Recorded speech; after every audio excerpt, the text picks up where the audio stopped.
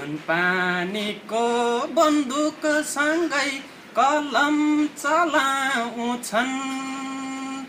नेपाली कला लोक साहित्यमा दियो बोलाउँछन्। नामै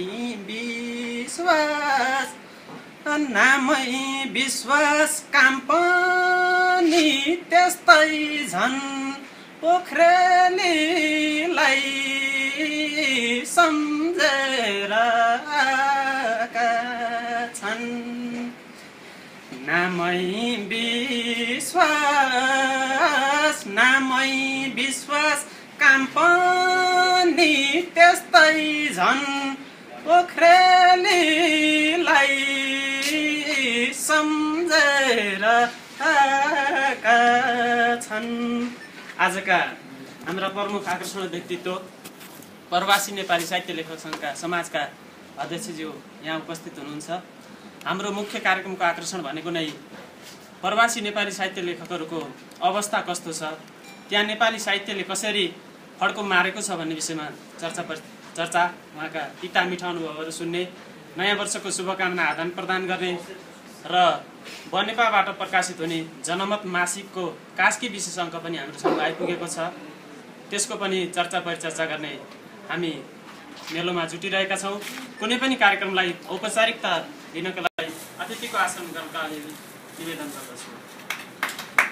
त्यसै गरी लेखनाथ साहित्य प्रतिष्ठानका अध्यक्ष पद्मराज ढकालज्यूलाई अतिथिको आसन ग्रहणका लागि निवेदन गर्दछु। त्यसै गरी सप्तरङ्गी सांस्कृतिक तापनि उहाँले संयोजन गरेर कुशलतापूर्वक अगाडि बढिरहनु भएको छ। यस्ता सर्जकलाई हामीले पोखरामा भित्राउनु पाउँदा हामी गौरवान्वित भएको महसुस गरेका छौँ र हामीले केही गर्न नसके पनि उहाँको सम्मानका खातिर हामीले दुई शब्द व्यक्त गर्न सक्छौँ। उहाँका तिता मिठा अनुभवहरू हामीले यहाँ सुन्न सक्छौँ। हो, आजको विश्वास त्यति बेला त्यसै विश्वास भएको छैन। हिजो एउटा गोर्खापत्रको वार्षिक ग्राहक बन्नका लागि पैसा नपुगेर 6 महिनाको वार्षिक ग्राहक बनेर 3 दिन पछाडि धनकुटामा पुग्दाखेरि उहाँको पत्रिका पढ्दाखेरिको त्यो खुसीको अनुभव र आज दिनदिनै फेसबुकमा र आफैले एउटा विद्युतीय साहित्यिक सञ्चालन गरेर बस्दा र हिजो त्यो प्रवासी साहित्यको बारेमा उहाँले अभियान चालु गर्दाखेरि आफूभन्दा माथि रहेका सिनियरहरूले पटक पटक स्पष्टीकरणका लागि मागेका 5-6 पटकसम्म स्पष्टीकरण मागेका ती तिखा यथार्थहरू हामी सायदैले बुझेका होला, सायदैले सुनेका होला। त्यस्ता कुराहरू हामी सुन्न लालायित भएका छौँ, हामी आतुर छौँ। त्यसैले गर्दा हामी अरू अन्य सन्दर्भहरूलाई यहाँ त्यति जोड्न भन्दा पनि उहाँलाई नै हामीले जोड्न चाहेका छौँ। र यो सन्दर्भमा हामीले पोखरेलीको तर्फबाट र सङ्घर्षमा कलम साहित्य समाजको तर्फबाट उहाँलाई एउटा पोखरेलीको मायाको चिनो, पोखरेलीको सम्झना, पोखरेलीको मायाको भारी बोकाएर पठाउने हामीले धृष्टता गऱ्यौँ र आजका मुख्य आकर्षण विश्वासदीप तिगेलाज्यू, उहाँलाई हामीले सम्मान गर्ने कार्यक्रम राखेका छौँ। हामीले जे सक्यौँ, जसरी सक्यौँ त्यही अनुसार हामीले त्यो कार्यक्रम तय गरेका छौँ। हामीले यसैलाई नै गौरव मानेका छौँ र हामी कार्यक्रमको मुख्य आकर्षण बिन्दुतिर लागिरहेका छौँ। र आजका प्रमुख अतिथि हामीले पोखरेलीहरूले भन्ने गरेका छौँ, लोक किन्नरी हरिदेवी कोइराला दिदी हुनुहुन्छ। मैले पनि उहाँका गीत गाउँमै छँदाखेरि पाइना खोजेर निकै सुन्थेँ, निकै मन पराएको गीत अहिले पनि मैले सम्झिरहन्छु ती बाला दिनहरू। आज दिदी हाम्रो सामुने हुनुहुन्छ। आजका सम्मानित व्यक्तित्वलाई हामीले जे सकेका छौँ त्यो सम्मान गर्दैछौँ र संस्थाका आजका कार्यक्रमका अध्यक्षज्यूलाई, प्रमुख अतिथिज्यूलाई सहयोग गर्नका लागि म निवेदन गर्दछु। र यहाँ हामीले सम्मान पत्र तयार गरेका छौँ। यो सम्मान पत्रको भाषा पढेर सुनाउँछु।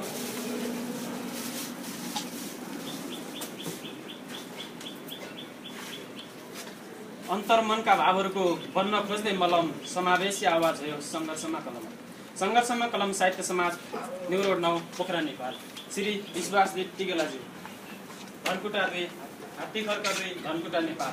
सांस्कृतिक विविधतायुक्त क्षेत्र धनकुटामा जन्मेर जीवन र जगतको वास्तविकता सँगसँगै समाजको यथार्थलाई कलात्मक भाषा शैलीको प्रयोग गरी साहित्य र सिर्जनाका माध्यमबाट स्वदेश तथा विदेशमा नेपाली भाषा, कला, साहित्य र संस्कृतिको संरक्षणका लागि आफूबाटै विभिन्न समयमा विविध गतिविधिहरू सञ्चालन तथा आयोजित कार्यक्रमहरूमा आफूलाई समाहित गराउँदै सामाजिक हित र सन्देशमूलक कला सिर्जनाका माध्यमबाट नेपाली वाङ्मयको क्षेत्रमा अथक साहित्य सार्थकको रूपमा तल्लीन रही देश, जाति, समुदाय र समाजकै पहिचान उच्च बनाउँदै भावी पुस्ताको प्रेरणाको एक शक्तिशाल झैँ रहेर सम्पूर्ण लेखक एवं पाठकहरूका मायाका खानी र आँखाका नानी बन्न सफल हुनुभएका तपाईँको उक्त अतुलनीय योगदानको उच्च मूल्याङ्कन गर्दै संस्थाको तर्फबाट यो सम्मान पत्र प्रदान गरिएको छ। सम्मानले आगामी दिनमा आइपरेका तमाम दायित्व सहज वहन गर्दै प्रगति पथमा लम्केका पाइलाहरू सफलताको शिखर चढ्दै जाउन्। सतत शुभकामना। 2069 चैत 31 गते शनिबार। हामी सम्मानको सन्दर्भमा आइसकेका छौँ। आजका पद्मश्री सुब्बा व्यक्तित्व र कृतित्व जनविश्वास साहित्यिक धनकुटा सौगात र www.nepaliliterature.com www.nepalisamaचार.com जस्ता विभिन्न साहित्यिक पत्रकारिता पत्रिकाहरूको सम्पादन गरिरहनु भएको छ र यस्तै उहाँले प्रकाशित गरेका विभिन्न सर्जकहरूका कृति श्रृङ्खला लोकेन्द्र तिगेलाको श्रृङ्खला कविता सङ्ग्रह, सोबु हाङसाको सेसेमी सेरेङको सोबु हाङसा लिम्बू भाषाको खण्डकाव्य, राजकुमार दिक्पालको आतङ्कको छायामा कथा सङ्ग्रह, अमर कुमारको लिम्बू भाषाको महाकाव्य, इमा निस चोतलुङ, हरिराज खवाको अपदस्थ जिन्दगी एकाङ्की नाटक र पछिल्लो समय झमक घिमिरेको आत्मकथा जीवन काँडाकी फुल जस्ता कृतिहरू उहाँले प्रकाशन गर्नुभएको छ आफ्नै खर्चमा।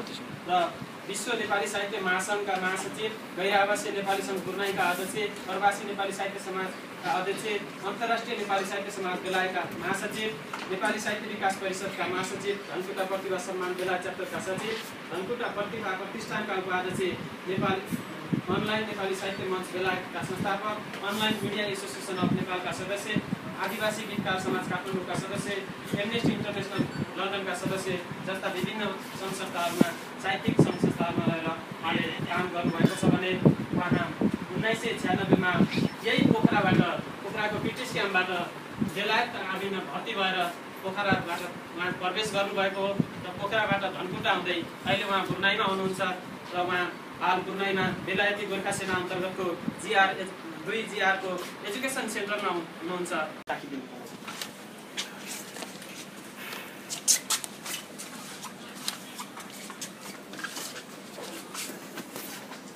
आजका यस कार्यक्रमका सभाध्यक्ष महोदय र आज मलाई विश्वासै लागेको छैन। एउटा के भन्दाखेरि हरे दिदी कोइराला दिदी यहाँ सामान्य हुनुहुन्छ। उहाँको गीत म सानैदेखि सुनेको हो र त्यस्तै खालको गीतहरू धेरै सुनेको हुँ र उहाँ अरू गीत गाउनेहरू यो जगतमा हुनुहुन्न। अनि दिदीलाई नि मैले के सम्झाएको थिएँ, धेरै सिनियर अथवा मैले यसरी भेट्छु भन्ने सम्झेकै थिइनँ। आज प्याके दिदीसँग भेट गर्न पाएँ, सामान्य बस्न पाएँ। म अत्यन्तै आफूलाई भाग्यमानी सम्झेको छु र दिदीलाई धेरै धन्यवाद भन्न चाहन्छु। त्यस्तै गरेर यो सङ्घर्षमा कलम साहित्य समाजका अध्यक्ष हाम्रो असफल गौतम, उहाँलाई म पहिलोचोटि नै एकचोटि सुझाव दिएको थिएँ। असफल होइन, उहाँ चाहिँ अल सफल भनेर चारैतिर उहाँ सफल हुनुभएको छ होइन। उहाँलाई नि म धेरै आभार व्यक्त गर्न चाहन्छु। त्यस्तै गरेर एकदमै वरिष्ठ अग्रज हाम्रा अभिभावक भनौँ, पोखरेली साहित्य एउटा वातावरण तयार गर्नुहुने, वातावरण बनाइदिनु हुने अथवा वातावरणलाई चाहिँ अझ थप ऊर्जा दिनुहुने आदरणीय दुर्गा सरज्यूलाई पनि म धेरै धन्यवाद आभार व्यक्त गर्न चाहन्छु। त्यस्तै गरेर यहाँ उपस्थित हुनुभएका ऱ्यान्डम रिडर्स सोसाइटीका अध्यक्ष राजेन्द्र चापागाईज्यू,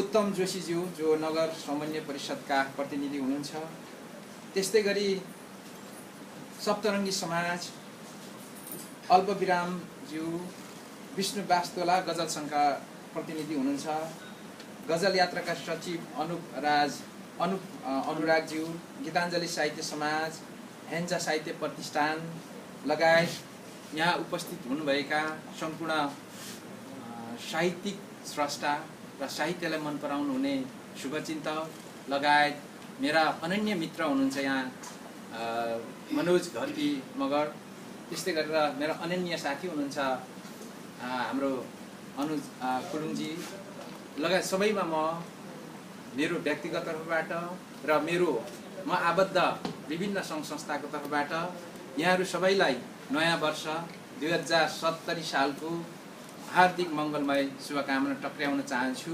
शुभकामना।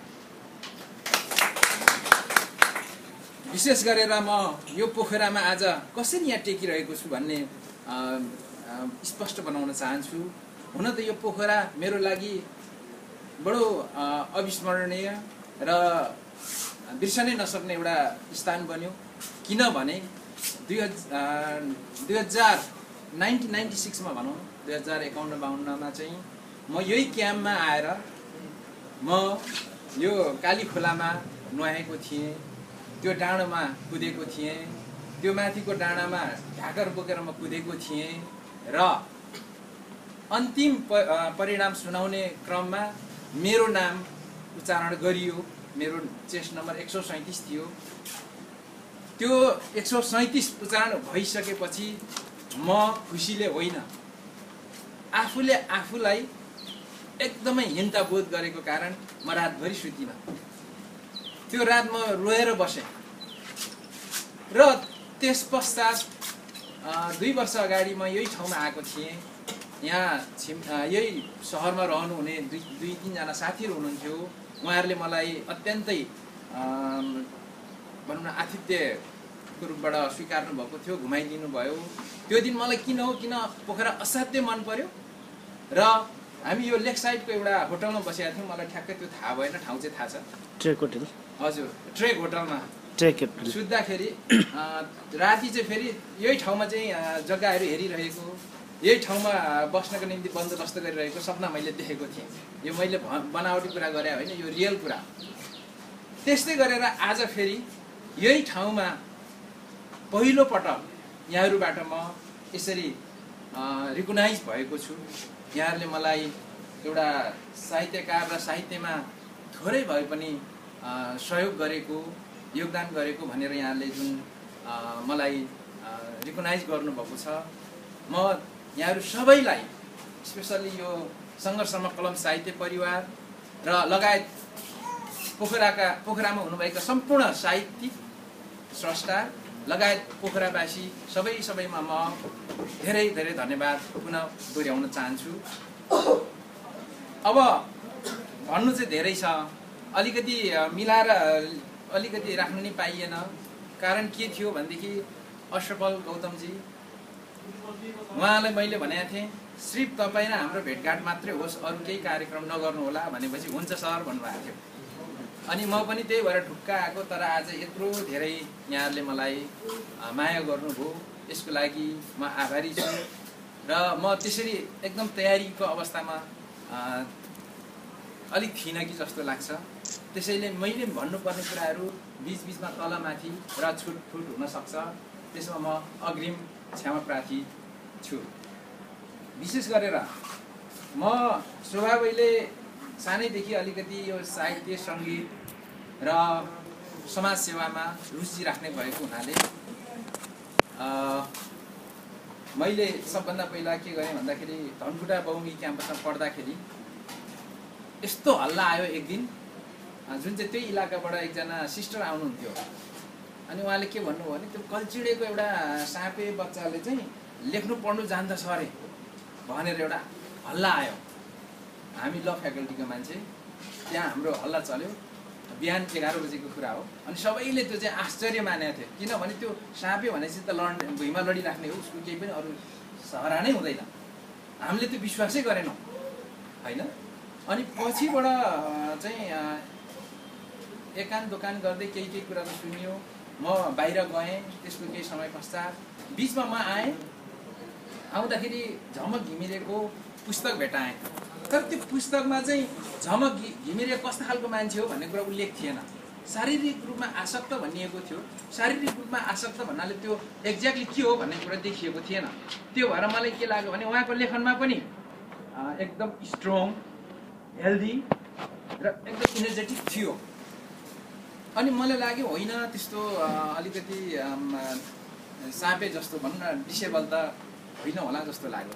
माफ गर्नुहोस्, मैले यो साँपे भन्ने वर्ड चाहिँ झमक बहिनीबाटै मैले अनुमति लिएर चाहिँ चलाउँदैछु होइन। यो अहिले यो वर्ड चलाउनु चाहिँ अलिकति अफेन्सिभ हुनसक्छ, यो कुरो मलाई थाहा छ। यद्यपि क्लियर हाम्रो गाउँघरमा बुझ्ने शब्द यही हो र तपाईँहरूको यता पश्चिमतिर अरू नै हुनसक्छ। यद्यपि मैले त्यो शब्दलाई युज गरेँ।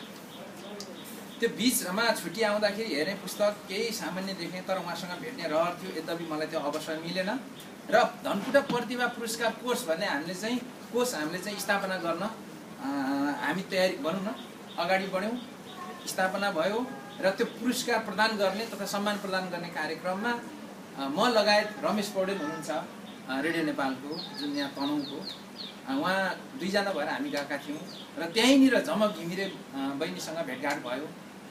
अनि अब के भन्ने, मैले हुन त त्यहाँ लेखेको पनि छु है, यहाँले जतिले पढ्नु भएको छ यहाँलाई थाहा छँदैछ। मलाई यस्तो लाग्यो हामीलाई चाहिँ त्यो चस्माबाट मात्रै हेर्नुभयो, अरू केही नबोल्ने कुरो नि भएन, केही पनि हुने भएन होइन। त्यहाँदेखि भोलिपल्ट उहाँको घरैमा गइयो। घरमा गइसकेपछि मलाई यस्तो लाग्यो, जब त्यो झमक बहिनीको घरभित्र पसिसकेपछि म आफैमा के एक प्रकारको तरङ्ग आयो क्या। अनि झमक बहिनीलाई सुतिराखेको भेटेँ। उसको बहिनीले नानीलाई बोके जस्तो लगेर अर्को कोठामा लगेर लुगा चेन्ज गरेर फेरि त्यहाँ फर्काइन्। त्यहाँदेखि एकछिनमा चाहिँ प्रसङ्गवश झमक बहिनी चाहिँ खाटदेखि तल झर्नुपर्ने भयो। अनि हामीले फोटो खिच्ने सिलसिलामा है, त्यो चाहिँ त्यहाँ चाहिँ सेतो तन्ना ओछ्याएर उहाँको फोटो खिच्ने चाहिँ हामीले व्यवस्था गऱ्यौँ। त्यहाँदेखि आफै उहाँ चाहिँ त्यो खाटबाट चाहिँ माथि खाटमा चढ्ने कोसिस गर्नुभयो।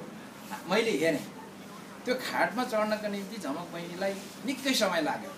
अब उहाँको त केही पनि छैन नि त, यसले अब घिस्रेर चढ्नुपर्ने। मलाई यस्तो लाग्यो यो बहिनीलाई केही सहयोग गरौँ। मलाई कहाँबाट त्यस्तो खालको आदेश आयो मलाई थाहा छैन होइन। हुन त मैले त्योभन्दा अगाडि अरू पुस्तकहरू साथीहरूको पनि मैले सहयोग गरेको छु, प्रकाशन गरिदिएको छु, तर त्यो उहाँहरू भनेको चाहिँ अलिकति सबल नै हुनुहुन्थ्यो। अनि त्यस पश्चात मैले रमेश दाईलाई सोधेँ, दाई मैले एउटा कुनै पनि सहयोग गर्ने चाहिँ सोच बनाएँ, यो बहिनीको अब किताब सायद केही झिक्नुपर्ने आदि इत्यादि होला, के गरौँ भने गरिदिनु, यो राम्रो हो भन्नुभयो। त्यहाँदेखि 2टा अप्सन आयो त्यहाँनिर। एउटा यो चाहिँ के अरे आत्मा वृत्तान्त भनौँ न, यो जीवन काँडाकी फुल भन्ने पुस्तकको अप्सन। अर्को चाहिँ लेख्दै गर्नुभएको कविता रहेछ। अनि मैले सोधेँ कुन चाहिँ छानौँ त दाजु भने मैले। अनि रमेश दाईले यो जीवन काँडाकी फुल नै ठिक हुन्छ विश्वास भन्नुभयो। त्यो बेला एउटा कापीमा लेखिएको थियो, झन्डै त्यो चाहिँ सानोमा थियो कि। अनि ल म यो झिकिदिन्छु भने। अब हामीले झिक्ने भनेपछि अलिकति प्राविधिक कुराहरू पनि सोच्न पर्यो। मलाई के लाग्यो भने ठिकै छ, सामान्य खर्चले त यो त निस्केला नि त, के हो त। मेरो आफ्नै अहिलेको पनि मेरो बुझाइ र मेरो सोचाइ के हो भने जागिरमा रहन्जेलसम्म 5 या 10% चाहिँ अलिकति सोसाइटीमा केही सहयोग गरौँ, सपोर्ट गरौँ भन्ने मेरो आफ्नो बुझाइ हो। र त्यो वर्ष मैले अरूको गरिदिएको थिएन र त्यो बहिनीको म गरिदिन्छु भनेर मैले जिम्मा लिएँ। लिइसकेपछि त्यो यो पुस्तकको चाहिँ स्क्रिप्ट लन्डनमा मैले ओपन गरेँ। त्यहाँनिर चाहिँ के थियो भनेदेखि सबै प्रिन्ट गर्दाखेरि यसको आधी जत्रो मात्रै हुने थियो कि, यत्रो मात्रै हुने थियो। अनि मैले बोकेर हिँडेँ। अब पढ्दाखेरि म झन्डै 3-4 चोटि भन्दा बढी चाहिँ धेरै रोएँ कि। पहिला चाहिँ अलिक अर्को भर्सनमा थियो। पहिला चाहिँ कस्तो थियो भन्नु होला भने यसरी च्याप्टर छुटाइएको थिएन, सबै सोलो डोलो थियो। यो शिरीषको फुल जुन पढ्नुहुन्छ नि यहाँहरूले, भने त्यस्तै थियो। म बेसरी रोएँ। म आज पनि उहाँलाई सम्झाउन चाहन्छु। उहाँले फोन गरेँ, मैले के भने भन्दाखेरि सर यस्तो टास्क आएको छ, यसमा हजुरले भूमिका लेखिदिनु भयो, कसो होला भने मैले। अनि उहाँले के भन्नु भने विश्वास बाबु अब झमक बहिनीले के भन्नुहुन्छ तपाईँले त भन्नुभयो, तपाईँले भनेको त म मान्छु, तर उहाँले के भन्नुहुन्छ भनेर उहाँले सोध्नुभयो। अनि मैले तुरुन्त लन्डनबाट चाहिँ झमकको घरमा फोन हाने अनि उसको बहिनीले फोन उठाई र झमकको कानमा राखिदिए त्यो फोन चाहिँ नि। अनि मैले चाहिँ भने ल झमक बहिनी यस्तो यस्तो डाक्टर भट्टराई सरलाई चाहिँ मैले यसरी अनुरोध गरेको छु, तपाईँ मान्ने कि नमान्ने, एग्री डिसएग्री मलाई जानकारी दिनुहोला भनेपछि उहाँ झमक बहिनीले चाहिँ उनको बहिनीलाई चाहिँ लेखेर म एकदम धेरै खुसी छु भनेर चाहिँ उहाँले सहमति दिनुभयो। त्यस पश्चात भट्टराई सरले यसको भूमिका लेखिदिनु भयो, लगायत यसमा चाहिँ अलिकति यसरी च्याप्टर बनाउँदा राम्रो हुन्छ भन्ने उहाँले सुझाव दिनुभयो र त्यो अरू च्याप्टर बनाउँदाखेरि धेरै समय लाग्यो, झन्डै 2 वर्षभन्दा प्लस लाग्यो। म चाहिँ त्यो तुरुन्त गरिदिइहालौँ भन्ने, फेरि त्यो यता चाहिँ त्यो च्याप्टर थप्दाखेरि टाइम लागेको प्लस सुधार गर्नुपर्ने थप्नुपर्ने भएको हुनाले समय लाग्यो। त्यो पिरियडमा डाक्टर गोविन्दराज भट्टराई सर बेलायतमा आउनु भएको थियो, 19 दिन मेरै घरमा रहनुभयो। अनि त्यो बेला उहाँले चाहिँ मलाई सम्झाउने, म चाहिँ छिटो गरौँ भन्ने, उहाँ चाहिँ हतार नगर्नु भएको भन्ने होइन। मलाई चाहिँ के लाग्यो भने 2 वर्ष भइसक्यो छापिदिन्छु भनेको, अब नगर्ने पो हो कि भन्ने पनि सोच हुनसक्छ। त्यसैले म चाहिँ छिटो गराउन खोज्ने, उहाँले चाहिँ थम्थम्याउनु हुन्थ्यो। अन्तत यसको फाइनल कपी आयो। फाइनल कपी भइसकेपछि प्रुफ रिड गराउनको निमित्त एकजना सरलाई चाहिँ दिउँ। दिँदाखेरि खासै त्यति धेरै प्रुफ रिड गर्नुपर्ने त थिएन। यद्यपि उहाँलाई दिइसके यसरी सहयोगको क्रममा अरूबाट पनि सहयोग भयो भने न राम्रो हुने हो। यसरी यो चाहिँ यो रूपमा आयो। यो रूपमा आइसकेपछि यसको अहिले मलाई पछिल्लो समयमा कतिौँ संस्करण भयो मलाई थाहा भएन, तर त्यो प्रकाशित भएको साल उहाँले पुरस्कार मात्र 4 लाख प्राप्त गर्नुभयो र 4 लाख बराबर चाहिँ किताब बिक्रीबाट उहाँले आर्जन गर्नुभयो। यो पुस्तकको निमित्त प्रकाशन प्लस व्यवस्थापनमा सामान्य अब खर्च मेरो भयो र भित्रको दुःख सम्पूर्ण धेरै दुःख हाम्रो गोविन्दराज भट्टराई सरको भएको छ र अहिले पनि यो पुस्तकबाट आएको जे जति हो न त भट्टराई सरले लिनु भएको छ न त मैले ल्याएको छु, यो सम्पूर्ण चाहिँ झमक बहिनी अन्तर्गत रहेको छ। र यो पुस्तकको बारेमा अहिले धेरै चर्चा भइसकेपछि मेरो एकजना साथी सुरेन्द्र इङनामले पनि यसलाई चाहिँ इङ्ग्लिसमा कन्भर्ट गरेर प्रकाशित गर्न सहयोग गर्छु भन्दै हुनुहुन्थ्यो। तर त्योभन्दा अगाडि चाहिँ मेरै अनन्य मित्र हस्त गौतम जो अमेरिकामा हुनुहुन्छ, उहाँको पहलमा यसको अङ्ग्रेजी भर्सन पनि आइसकेको छ र अमेरिकामा नि यो बिक्री हुन्छ। प्लस यो पुस्तक चाहिँ इलेक्ट्रोनिक कपी पनि किनेर डाउनलोड गरेर पढ्न पाइन्छ। त्यस्तै गरेर पछिल्लो समयमा मलाई नै जानकारी भएअनुसार कोरियन भाषामा, जापानिज भाषामा र चाइनिज भाषामा पनि यसको अनुवादको क्रम चलिसकेको छ। यसरी यो पुस्तकको चाहिँ कथा आउँछ र के पनि छ भनेदेखिलाई झमक घिमिरे आफैमा एउटा शक्ति हो। मैले त यहाँ मेरो उमै लेखेको छु, कालान्तरमा गएर नेपाल 3टा कुराले चिनिन्छ। पहिलो कुरो सगरमाथाको देश, दोस्रो कुरो भगवान गौतम बुद्ध जन्मेको देश, तेस्रो कुरो झमक घिमिरे जन्मेको देश भनेर मैले चाहिँ लेखेको छु र कालान्तरमा सायद त्यो हुन्छ भन्ने मलाई लाग्छ। किनभने मैले यो भूमिकाको सिलसिलामा धेरै रिसर्चहरू गरेँ। यो यस्तो जुन प्रकारको जुन अवस्थाको मान्छेहरू संसारमा कमै मात्रै पाइन्छ, जस्तो त्यो क्रिस्टोफर नोलानहरू भयो, अरू भए, उहाँहरू धेरै पपुलर हुनुभयो, धेरै लेख्नुभयो, गर्नुभयो, तर यद्यपि उहाँहरू झमक बहिनी जस्तो होइन। झमक बहिनी चाहिँ एक प्रकारले अद्भुत हो। त्यसैले मैले भूमिकामा पनि त्यो लेखेको छु, उल्लेख गरेको छु। आज आएर यो पुस्तक तपाईहरू धेरैले पढ्नु भएको छ, जसले पढ्नु भएको छैन यसो समय मिलाएर पढ्न म पुनः अनुरोध गर्छु। झमक बहिनी हाम्रो धनकुटाको मात्रै होइन, नेपालको मात्रै होइन, विश्वको एउटा सम्पत्ति हो। अहिले म त्यो भन्न चाहन्छु, त्यो अनुरोध गर्न चाहन्छु। यो त रह्यो यो पुस्तकको बारेमा। अब दोस्रो कुरो म दोस्रो च्याप्टरमा जान चाहन्छु। म यही ठाउँमा काली खोलाको पानीमा नुहाएर त्यहीँ ढाकर बोकेर म बेलायत गएँ। मैले अघि पनि भयो भने म रातभरि रोएँ। अनि अहिले पनि मलाई साथीहरूले जिस्क्याउनुहुन्छ कि उता यो भर्ती हुँदाखेरि रोको मान्छे हो भनेर, तर मलाई एकदम त्यो भन्दाखेरि खुसी नै लाग्छ। र त्यो बेला एउटा यस्तो घटना घट्यो, यहाँहरू भित्र क्याम्प जानुभएको छ कि छैन, जानुभएको छैन होला। त्यो क्याम्पको चाहिँ पल्लो छेउमा चाहिँ एउटा मन्दिर छ। त्यो मन्दिरमा चाहिँ हामी बिहान बिहान पूजा गर्न जान्थ्यौँ र त्यो भर्ती भएको भोलिपल्ट बिहान चाहिँ म झन्डै अराउन्ड 5:30 बजीतिर गएँ त्यो मन्दिरमा, सधैँ जान्थ्यौँ। अनि त्यहाँ जाँदाखेरि चाहिँ मलाई एउटा खालको यस्तो सोचाइ आयो, झट्टकै त्यो मेरो कुनै प्लान थिएन कि त किन आखिर यसरी रुन्छस् होइन, आखिर त स्वयं नै त्यहाँ जाँदैछस् भने तैँले आफै त्यहाँ केही गर्न सक्छस् भन्ने खालको एउटा आत्मविश्वास आयो। कालाई के थियो भने तालिममा पनि सुरुमा के हुन्छ भने कुनै पनि सामान साथमा राख्न पाइन्न, जे छ देखाउनुपर्छ अनि उनीहरूले प्याक गरेर राखिदिन्छ। तर मैले चाहिँ के गरेँ भने जाँदैखेरि 4-5वटा पुस्तक चाहिँ अघि नै त्यो खाटमुनि लुकाइहालेँ। अनि किनभने हामी त पढिराख्ने मान्छे, यो पढ्न पाइएन भने त भनौँ खटपट हुन्छ, त्यसैले त्यो चाहिँ मैले लुकाइहालेँ। यसरी मैले मेरो अभियान त्यहाँ सुरु हुन्छ। ट्रेनिङ सिद्धिएपछि म ब्रुनाई झरेँ। ब्रुनाईमा गएको झन्डै 1-1.5 वर्ष पश्चात यो प्रवासी वेदनाको आवाज भन्ने पत्रिका प्रकाशन सुरुवात भयो। त्यो बेला बिबिसीले पनि यो एउटा वेदनाका आवाज भन्ने श्रृङ्खला चलाउनुहुन्थ्यो होइन।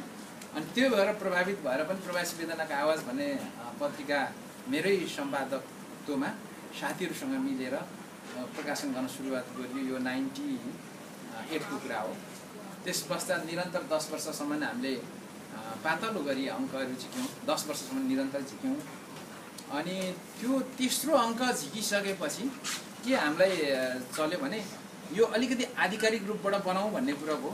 र मैले चाहिँ हाम्रो पल्टनको ठुलो भनेको चाहिँ गोर्खा मेजर हुन्छ, गोर्खा मेजर साहेबलाई चाहिँ गएर मैले अनुरोध गर्नुभन्दा पनि के भने पहिला नै उहाँले चाहिँ के भन्नु भने उहाँले टास्किङ गर्नुभएछ एकजना मेरो कमान्डरलाई। अनि उहाँले मलाई सोध्नुभयो, विश्वास यस्तो यस्तो काम गर्दै रहेछौ, त्यो के कसो हो, माथिबाट सोधीखोजी आएको छ भनेपछि म त्यो पत्रिका बोकेर गएँ। त्यो ठाउँमा जाँदाखेरि चाहिँ अफिसभित्र गइसकेपछि यसरी उठेर नै अब त्यो मैले दिन पर्यो। अझै त्यो पल्टने भाषा भन्दाखेरि यहाँलाई अलिक अनौठो लाग्ला, त्यो म भन्दिनँ। गएर टेन्सनकै साथ मैले त्यो दिएँ र उहाँले फेरि के भनेर फर्काउनु भयो भने सम्पूर्ण के अरे अङ्कहरू लिएर आऊ भन्नुभयो। त्यहाँदेखि हुन्छ भनेर अर्को दिन गएँ। अर्को दिन जाँदाखेरि उहाँले के भन्नु, त्यो पत्रिकामा त पोस्टल एड्रेस त राख्नुपर्छ होइन। उहाँले चाहिँ पुरा येलो हाइलाइटले चाहिँ हाइलाइट गरेर सेक्युरिटीको रिजनले यो एड्रेस तिमीले चलाउनु सक्दैनौ भन्नुभयो। त्यहाँदेखि मैले हुन्छ सर भने। अनि त्यो बेला चाहिँ फेरि हामीले यता के गरिसकेका थियौँ भने दर्ता पनि गरिसकेका थियौँ काठमाडौँमा। अनि नेक्स्ट डे चाहिँ फेरि त्यो दर्ता भएको प्रमाणपत्र लिएर गएँ। अनि उहाँले हेर्नुभयो, फेरि अर्कोचोटि बोलाउनु भयो। त्यहाँदेखि मैले चाहिँ लिखित रूपमा दिएँ, रिटर्न दिएँ। मैले के भन्दै भने ठिक छ, हामीले यो सकिँदैन, यो हामीले छाप्न मिल्दैन, चलाउन मिल्दैन भने हामी अर्कै नामबाट चाहिँ हामी यो गर्न चाहिँ गर्छौँ होइन। अनि हामी यो दर्ता नि भइसकेको भनेर रिटर्नमै मैले बुझाइसकेपछि बल्ल उहाँले चाहिँ मलाई बोलाउन छोड्नुभयो। त्यस पश्चात उहाँको कार्यकाल 2 वर्ष हुन्छ। 2 वर्षको अन्तिम समयमा उहाँले चाहिँ आफै प्रभातशील भनेर उहाँले राखिदिनु भयो। उहाँले के भन्नुभएको थियो त्योभन्दा अगाडि भने विश्वासले तिमीहरूको पत्रिका छाप्न कति पैसा लाग्छ म दिन्छु भन्नुभयो। त्यो बेला हाम्रो अर्को अङ्क छाप्ने चाहिँ पैसा भइसकेको थियो, त्यसैले हामी पैसा बढी चाहिँ लिँदैनथ्यौँ। साहब थ्याङ्क यू भेरी मच, हामीसँग छाप्नको निम्ति पर्याप्त पैसा हो, सद्भावको लागि धन्यवाद भन्दै पछिबाट त्यो पैसा हामीले नलिसकेपछि अनि त्यसलाई चाहिँ पुरस्कारको रूपबाट उहाँले चाहिँ प्रभातशीलै राखिदिनु भयो। उहाँ इलामको हुनुहुन्छ, लक्ष्मी भक्त बान्धवा। यहाँले अब कुनै समय र संयोग मिल्यो भने सोध्नुभयो हुन्छ। यसरी पछि जसले पहिला इन्टरभ्यू लिनुभयो सक्दैनस् भन्नुभयो, उहाँले नै त्यसरी हौसला दिनुभयो। त्यो भयो पत्रिकाको विषय। त्यस पश्चात यो गृहयुद्धको पीडा भन्ने पुस्तक 2061 सालमा प्रकाशित भयो। त्योभन्दा अगाडि म इस्ट टिमोर, यो मासिडोनिया अरू ठाउँमा गइसकेको थिएँ। त्यहाँको यथार्थ चित्रण मैले त्यो पुस्तकमा लेखेको थिएँ। जुन बेला नेपालमा चाहिँ जनयुद्धको एकदम चरम स्थितिमा थियो, त्यसैले गृहयुद्धको पीडा भन्ने अब त्यो नामै पनि सायद सान्दर्भिक भयो होला, निकै त्यो भनौँ न सामान्य सबैले मन पराइदिनु भयो। त्यो पुस्तकको चर्चा पश्चात फेरि मलाई चाहिँ बोलाइयो त्यहाँनिर। अनि के हो भन्दाखेरि हाम्रो अब कमान्डर हुने सिस्टम हुन्छ नै होइन, यहाँलाई थाहा छ। अर्को मेरो डाइरेक्ट कमान्डरलाई चाहिँ भन्नुभएछ, ल यो फल्नाले यो पुस्तक के कस्तो लेखेको छ फाइनल रिपोर्ट दिनु भनिसकेपछि मेरो कमान्डर चाहिँ फेरि दार्जिलिङको हुनुहुन्थ्यो। उहाँ चाहिँ अब इङ्ग्लिसमा राम्रो, नेपालीमा चाहिँ अलिक कमजोरी भनौँ न। अनि फेरि उहाँले चाहिँ फेरि मसँगै एउटा काम गर्नुहुने दाइ हुनुहुन्थ्यो जसले मलाई धेरै माया गर्नुहुन्थ्यो, रामप्रसाद लिम्बू भन्ने। अनि उहाँलाई जिम्मा दिनुभयो। अनि उहाँले चाहिँ के भन्नु भने लु यस्तो यस्तो छ विश्वास के गर्ने भन्दाखेरि उहाँले चाहिँ अलिक बी पोजिटिभ त्यो चाहिँ माथि मेरो कमान्डरकोमा पुर्याइदिनु भयो। त्यस पश्चात मेरो चाहिँ के भयो, माथि कमान्डर बिचमा त्यो द्वन्द्व त छँदैछ, उहाँहरूलाई अब त्यो अलिकति अप्ठ्यारो त लागेकै छ, तर सोचे जस्तो नेगेटिभ भएन। तर मलाई त्यहाँ बोलाइयो र पछि हरेक यो अवसरको कुराहरू हुन्छ नि पल्टनभित्र पनि, त्यो अवसरको बेला चाहिँ त्यही मेरो प्रसङ्ग निस्किहाल्ने होइन। यसरी धेरै कुरो गुमाइयो, तर आज यसरी यो पाउँदाखेरि म त्यो क्षणलाई पनि अहिले सम्झिरहेको छु। एक दिनको कुरा हो, यही लेख्ने क्रममा अलिकति त्यस्तै समस्या भयो अग्रजसँग। अनि मलाई एक्स्ट्रा दिनुभएको थियो, त्यो एक्स्ट्राको बेला मैले लेखेको थिएँ। त्यो कुरो त्यो लेख चाहिँ फेरि गरिमामा निस्केको छ होइन। मलाई यो जति पनि सङ्घर्ष भनौँ के भनौँ यसलाई, स्वतः समयले ल्याएको भनौँ भने पनि सँगैका साथीहरू अन्यत्र गएका छन्, त्योतिर चाहिँ समयले ल्याइदिएको छैन। अब हामी भएको ठाउँमा चाहिँ यसरी विभिन्न कोसिस गरेर हामीले यहाँसम्म ल्याइपुर्याएका छौँ। सोफार मेरो अहिलेसम्म झन्डै 5-6वटा पुस्तकहरू भए। त्यसमा एउटा खोजमूलक छ, यो भूगोलको विषयमा छ, पूर्णीय परिचय छ। दुईटा चाहिँ मेरो यो नियात्रा छ, एउटा मेरो कविता सङ्ग्रह छ, एउटा मेरो यो अलिकति समसामयिक विषयहरूलाई समेटेर लेखिएको यो निष्पक्ष संविधान समृद्ध राष्ट्र भन्ने निस्केको छ। अब त्यसको अलावा हामीले चाहिँ के गर्यौँ भनेदेखि म विशेष गरेर 1999देखि नै यो वेबसाइट सम्बन्धमा काम गर्दै आएको छु। म आइटीको पनि टिचर थिएँ, कुनै बेला मैले पढाउनु पर्थ्यो आइटीलाई। त्यसैले पनि म वेबसाइट बनाउनमा म पहिलादेखि नै लागि परेँ र 2062 सालको भाद्र 6 गते काठमाडौँको अनामनगरमा साहित्यघर.com को चाहिँ नै उद्घाटन भयो। त्यस पश्चात मेरो अलिकति यो लिङ्क हुन्छ नि अलिक बढ्यो भन्ने मलाई लाग्छ। त्योभन्दा अगाडि यही वेदनाको आवाज पत्रिकाको निमित्त चिठी पत्रहरू मलेसिया, साउदी अरब या नेपालका विभिन्न भागबाट आउँथे। त्यस पश्चात वेबसाइट सुरु गरिसकेपछि चाहिँ धेरै अग्रज साहित्यकारहरूदेखि लिएर नयाँ युवा साहित्यकारहरूसँग हाम्रो सम्पर्क भयो। अनि त्यस पश्चात हामीले फेरि के गर्यौँ भन्दाखेरि प्रवासी नेपाली साहित्य समाज 2001 सालमा युकेमा हामीले खडा गऱ्यौँ, स्थापना गऱ्यौँ। अहिले पनि त्यो चलिरहेको छ, अहिले म यसको अध्यक्ष रहेको छु।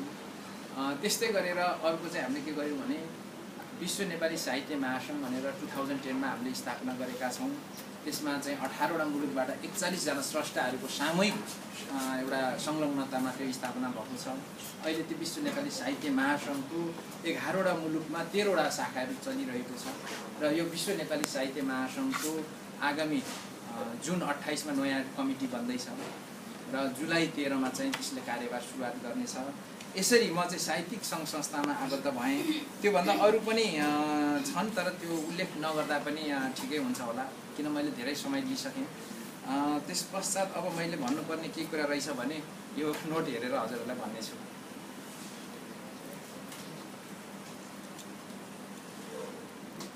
64, 65, 66 र 67 मा 2064 मा चाहिँ विश्वव्यापी वेबक्याम कविता प्रतियोगिता भनेर सुरुवात गरियो। त्यहाँ चाहिँ त्यो बेला के थियो भने माइक्रोसफ्टको मेसेन्जर, विन्डोको मेसेन्जरमा चाहिँ भिडियो हेरी कुरा गर्न मिल्ने फर्स्ट बनायो। त्यस पश्चात अर्को याहुले चाहिँ त्यो बनायो। अनि त्यो दुईटा चलाएर चाहिँ कविता वाचन गर्नुपर्ने त्यो वेबक्याममा। अनि हामी चाहिँ मसँग एउटा सफ्टवेयर थियो, सफ्टवेयरबाट चाहिँ त्यसलाई सेभ गरेर युट्युब जस्तै गुगलको चाहिँ थियो पहिला, गुगल भिडियो भने त्यसमा राखेर चाहिँ कविता प्रतियोगिता गराइयो। त्यो मेरो विचारमा नेपाली साहित्य मात्रै नभएर अन्य साहित्यकोमा पनि त्यस्तो भएको छ जस्तो लाग्दैन। पहिलोचोटि हामीले त्यो प्र्याक्टिस गरियो। त्यस पश्चात 65 सालमा हामीले अनलाइन नेपाली साहित्य मञ्चकै तर्फबाट त्यो साहित्यघर.com सञ्चालन गर्ने संस्थाको नाम चाहिँ अनलाइन नेपाली साहित्य मञ्च, त्यसकै नामबाट चाहिँ विश्वव्यापी वेबक्याम कविता दोस्रो हामीले गरियो। त्यसमा धेरै सहभागिता भयो र त्यसको बारेमा यहाँका रेडियो नेपाल लगायत अरू मिडियाले पनि राम्रो कभर गर्यो। त्यसमा नि प्राविधिक पक्ष मैले हेरेको थिएँ र संयोजन पक्ष पनि हेरेको थिएँ। त्यस पश्चात प्रवासी नेपाली साहित्य समाजले कार्यक्रम गर्यो। त्यसमा पनि विश्व अडियो कविता अडियो गजल प्रतियोगिता भएको थियो। त्यसमा चाहिँ इजरायलबाट उमा सुवेदीले चाहिँ प्रथम स्थान हासिल गर्नुभएको थियो। त्यसमा पनि भनौँ न मेरो संलग्नता रहेको थियो। त्यस पश्चात 1.5 वर्ष भयो विश्व नेपाली साहित्य महासङ्घको आयोजना र अरू विभिन्न 7वटा साहित्यिक सङ्घ संस्थाको सह आयोजनामा त्यसमा चाहिँ अन्तर्राष्ट्रिय नेपाली साहित्य समाज UAE पनि रहेको थियो। विश्व नेपाली साहित्य महासङ्घ साउदी अरबिया च्याप्टर, विश्व नेपाली साहित्य महासङ्घ रसिया च्याप्टर र प्रवासी नेपाली साहित्य समाज ब्रुनाई बेलायतको त्यो संयुक्त आयोजनामा हामीले 1.5 वर्ष अगाडि त्यो कार्यक्रम गऱ्यौँ। त्यो कार्यक्रममा चाहिँ के भयो भनेदेखिलाई स्रष्टा आफैको आवाज, स्रष्टाको त्यो सिर्जना त्यहीँनिर PDF मा हेर्न पाइने र स्रष्टाको फोटो पनि त्यहाँ गर्दाखेरि के चाहिँ सजिलो हुँदो रहेछ भने त्यो एकाडेमीमै गरियो भने पनि एकचोटि पढिसकेपछि अर्कोचोटि हेर्न सकिँदैन, तर त्यहाँ चाहिँ पटक पटक त्यो क्लिक गरेर हेर्न मिल्दो रहेछ। यो नयाँ सिस्टममा नयाँ प्रविधिमा हामीले त्यो आयोजना गऱ्यौँ। यसको बारेमा चाहिँ प्राज्ञा बेन्जु शर्मा अनि प्राज्ञा कुलपति बैरागी काइलाज्यूले पनि अत्यन्त प्रशंसा गर्नुभयो। उहाँहरूले पनि के भन्नुभयो भने हामी सक्यौँ र जान्यौँ भने यस्तै खालको प्रतियोगिता गराउँछौँ भन्नुभएको छ उहाँहरूले पनि। यसरी यो विभिन्न प्रतियोगिता विभिन्न साहित्यिक एक्टिभिटीमा म सक्रिय हुँदै आएको छु र एउटा कुरा के हो भने अझसम्म यो साहित्यमै योगदान दिए बापत यसरी सम्मान लिएको चाहिँ यो मेरो जिन्दगीमा सबैभन्दा पहिलो हो र यो यसर्थ पनि यसको ममा ठुलो महत्त्व छ र मैले यो क्षणलाई कहिले पनि बिर्सने छैन। दोस्रो यसको महत्त्वपूर्ण पक्ष के छ भनेदेखिलाई यहाँ साथीहरूले अघि धेरै चर्चा गर्नुभयो पुरस्कार र सम्मान साटासाट गर्ने। म सुदूर पूर्व धनकुटाको मान्छे र एकदम सुदूर साउथ ब्रुनाईमा बस्ने मान्छेलाई आज पोखरामा यसरी सम्मान गर्नुभयो, यसको आफ्नै अर्थ छ भन्ने मलाई लाग्छ। किनभने हाम्रो गौतमजी उहाँसँग पनि त्यत्रो हाम्रो सामिप्यता पक्कै होइन, हामी यो शब्दकै खेतीमा चिन्जान मात्रै भएको हो होइन। यसरी चाहिँ तपाईँहरूले एकदम निष्पक्ष भनौँ न र एउटा निष्पक्ष र एउटा सद्भावका साथ जुन मलाई माया गर्नुभयो, जुन सम्मान दिनुभयो, जुन रिकगनाइज दिनुभयो, म यहाँहरू सबैलाई पुनः धन्यवाद दिन चाहन्छु।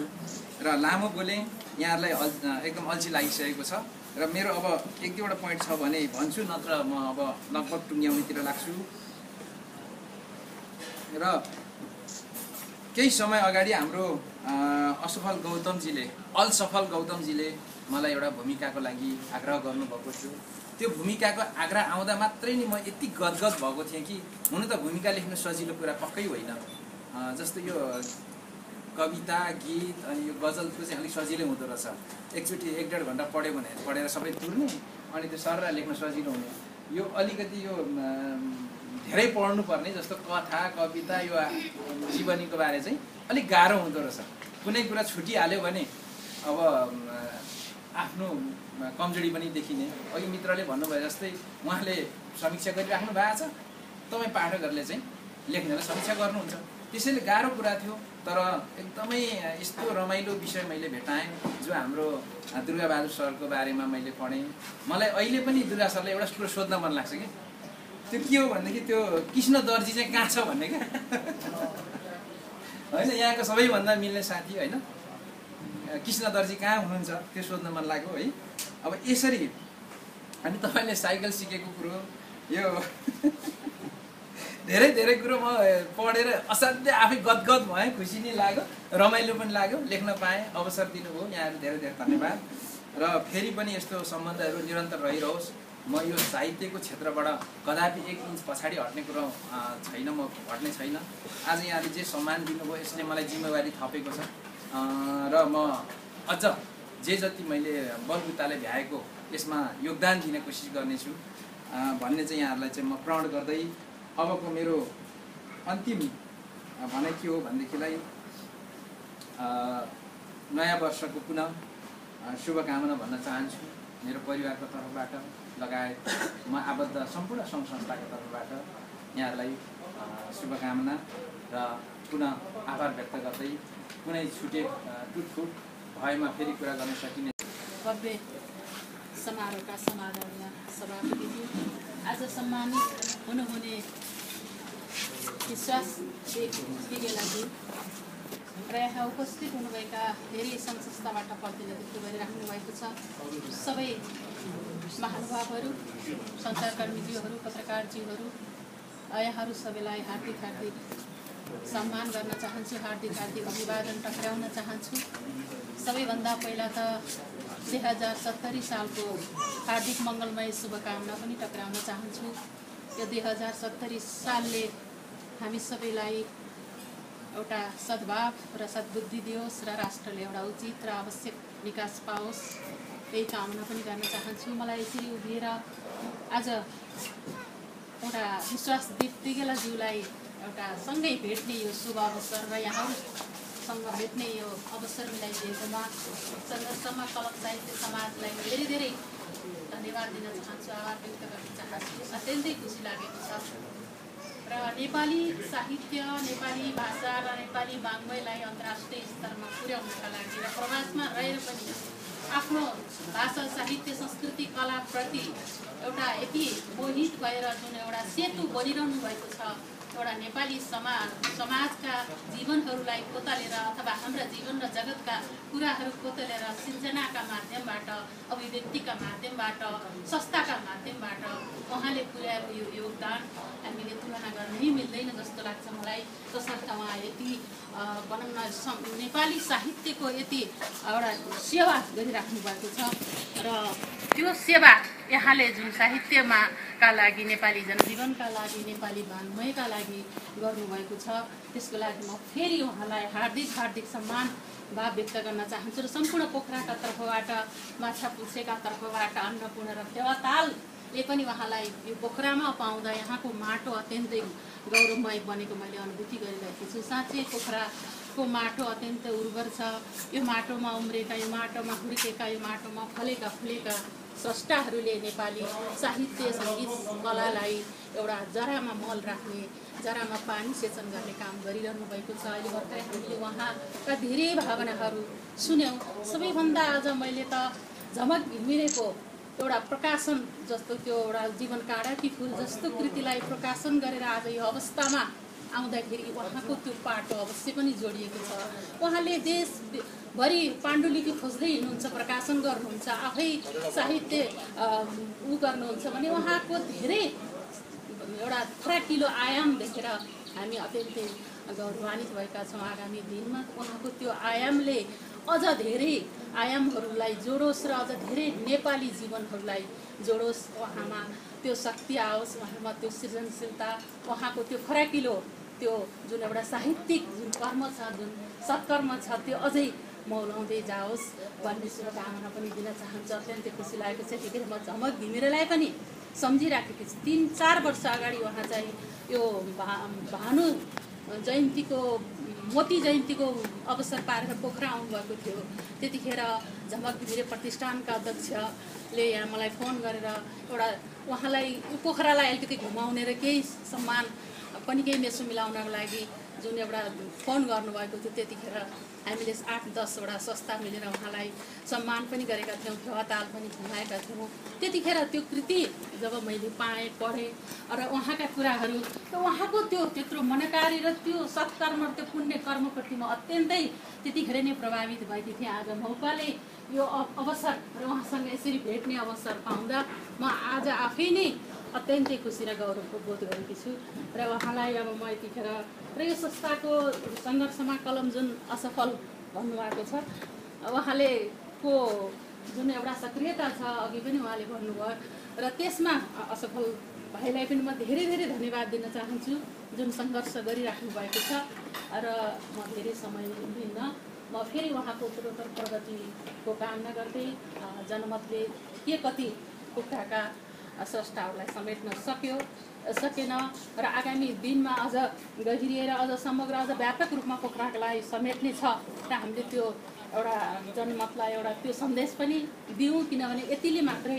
कुखुराको साहित्यिक आयामलाई समेट्न खोजेको देखिँदैन त्यो कुराहरू पनि सबै आइसकेको छ म उहाँकै सम्मानको लागि उहाँकै सम्झनाको लागि पहिला सानो 2 लाइन कविता देश कविताबाट देश भन्नु मुटु रहेछ मुटु भन्नु माटो रहेछ देश भन्नु मुटु रहेछ मुटु भन्नु माटो रहेछ सिङ्गै देश नसाभरि रगत भई बग्दो रहेछ यति सानो नानीभित्र चन्द्र सूर्य अड्दो रहेछ गाम बेसीका भाकाहरू मनैभित्र गर्दो रहेछ देश दुख्दा मुटु दुख्दा माटो दुख्ने देश दुख्दा मुटु दुख्दा माटो दुख्ने कस्तो नङ मासु जस्तो एउटा दुख्दा अर्को दुख्ने कस्तो नङ मासु जस्तो एउटा दुख्दा अर्को दुख्ने देश भन्नु मुटु रहेछ मुटु भन्नु माटो रहेछ सिङ्गै देश नसाभरि रगत भई बग्दो रहेछ सिङ्गै देश नसाभरि रगत भई बग्दो रहेछ जाँदा जाँदै म उहाँलाई फेरि एउटा सम्मानको लागि सम्झनाको लागि र यो पोखराको सम्झनाको लागि पाइना खबर गरेँ घरको मालिक परदेशमा गएको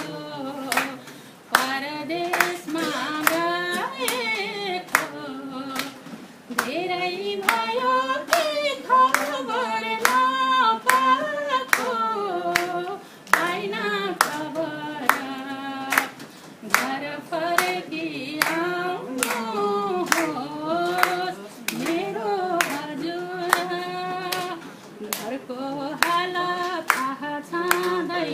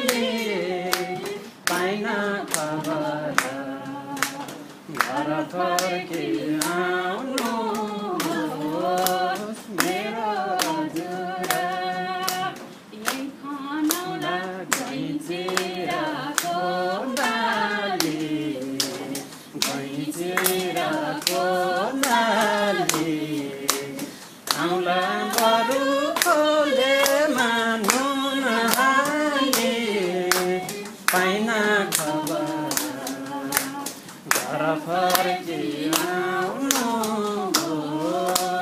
मेरो हजुर घर फर्की आउनु मेरो हजुर घर फर्की आउनु मेरो हजुर। फेरि पनि उहाँको सुस्वास्थ्य दीर्घ जीवनको कामना गर्दै बिदा हुन चाहन्छु। धन्यवाद। आजका कर्मकर्ता हामी कार्यक्रमको मुख्य उत्तरार्धमा